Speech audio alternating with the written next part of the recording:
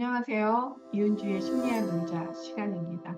오늘 이은주의 생각에서는 관포지교에 대해서 한번 생각해 보려고 합니다. 우리 관포지교는 그 사마천의 사기열전에 보면 관중과 안영의 그 일화를 소개한 관한열전에 나오는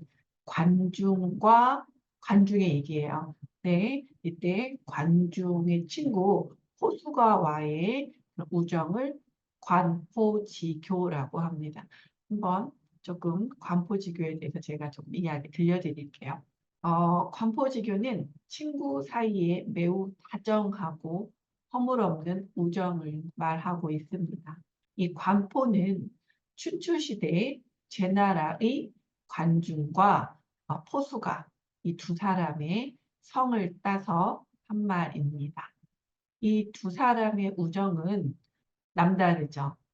관중과 포수가는 젊었을 때부터 또는 좀 더 어렸을 때부터 친구였대요. 처음에는 둘이서 장사를 했다고 합니다. 포수가는 자본을 댔고요.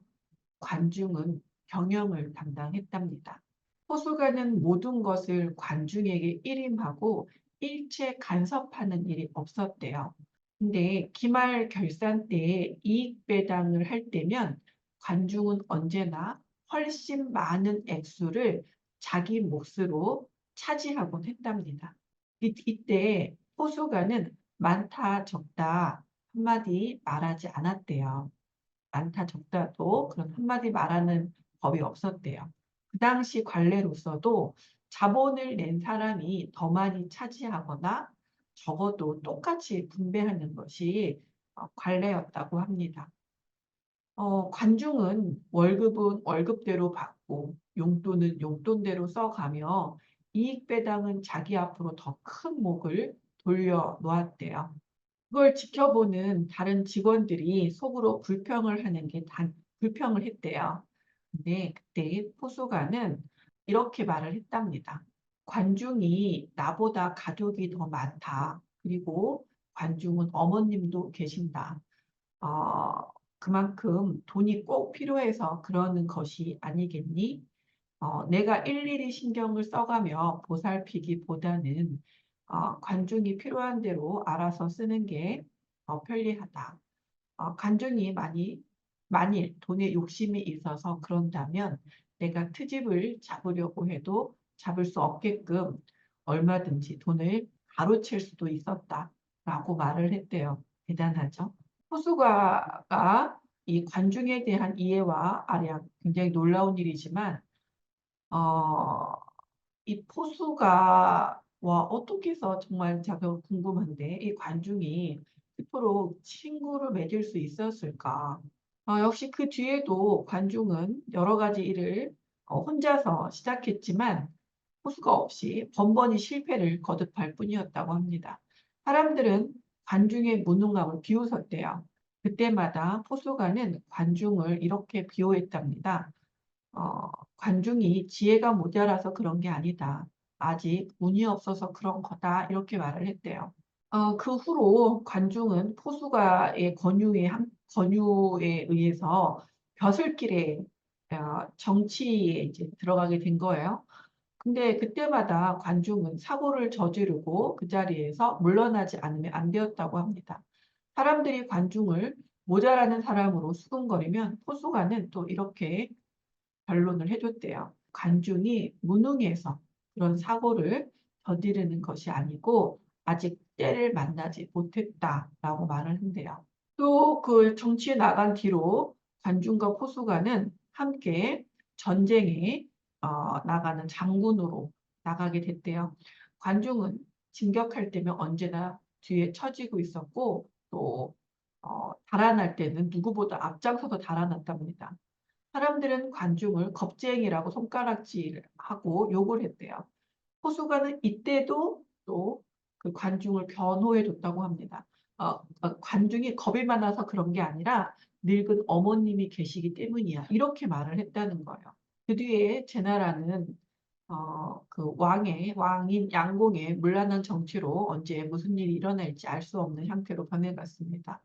그때 관중이 포수가에게 제 나라에 전쟁이 일어났을 때 뒤를 이어서 임금이 될 만한 인물은 공자 규와 공자 소백뿐이다. 어, 각각 우리 한 사람씩 맡아서 외국으로 그 규와 소백을 기호하고 있다가 기회를 찾아서 왕을 세우자 이렇게 말을 했대요. 관중은 공자 규를 데리고 노나라로 피했고 호수가는 공자 소백을 데리고 거나라로 피해 있었다고 합니다. 그 뒤에 제나라에 내란이 일어나서 임금이 계속 비명에 죽고 그 뒤를 이을 마땅한 그 임금을 물색하게 되었습니다. 이때 관중과 호수가가 각각 자기가 모시고 있는 그 공자를 데리고 제나라를 향해 앞다투어 길을 재촉했습니다. 관중은 호수가가 먼저 가고 있다는 말을 듣자 자신의 말을 달려서 밤을 새워 추격을 했대요. 호수가 일행이 막 점심을 먹고 있는데 관중이 그 활로 호수가가 비호하고 있던 그 공자 소백을 쏘았답니다. 그래서 그 소백이 피를 흘리면서 넘어지는 걸 봤대요. 그리고 나서 관중은 자기가 비호했던 공자 규와 함께 제나라로 향해 떠났대요.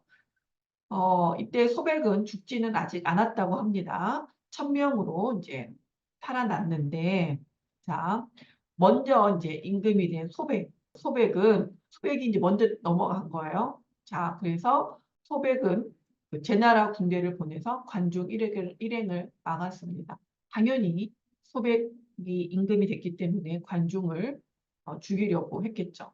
근데 포수가가 그때도 설득을 했대요. 관중의 죄를 용서하고 그를 스승으로 맞아들이고 임금의 권한을 대행하는 재상으로 임명까지 하라고 권유를 했다고 합니다.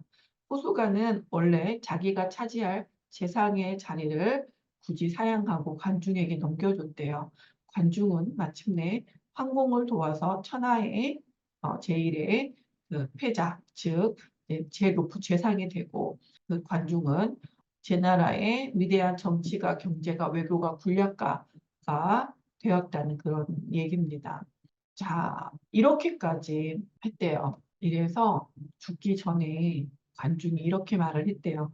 나를 낳은 이는 부모지만 나를 알아주는 일은 오직 포수가다. 라고 말을 했다고 합니다. 자, 저는 관중은 하나도 관중이 그렇게 대단하다는 생각은 들지는 않지만 호수가가 정말 대단한 사람이다, 대단한 분이다 이런 생각이 듭니다.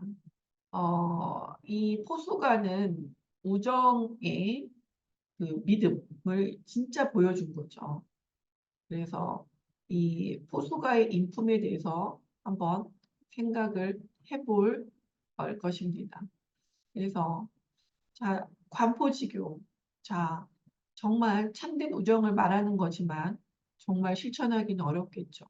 어떤 누군가를 한 번 맺은 우정을 끝까지 믿어주기 위해서는 정말 용기와 결단 그리고 인내심이 필요합니다. 저는 이 보사성어 또 이 사기 열전을 통해서 제가 알아차린 거는 결국 오래 살아남은 자가 가장 강한 자라는 거죠.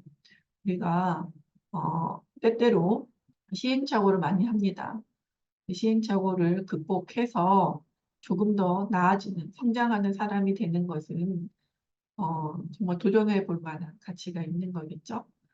여러분도 저와 함께 조금 더 나은 사람이 되는 그런 나날 만들어 갔으면 좋겠습니다. 감사합니다.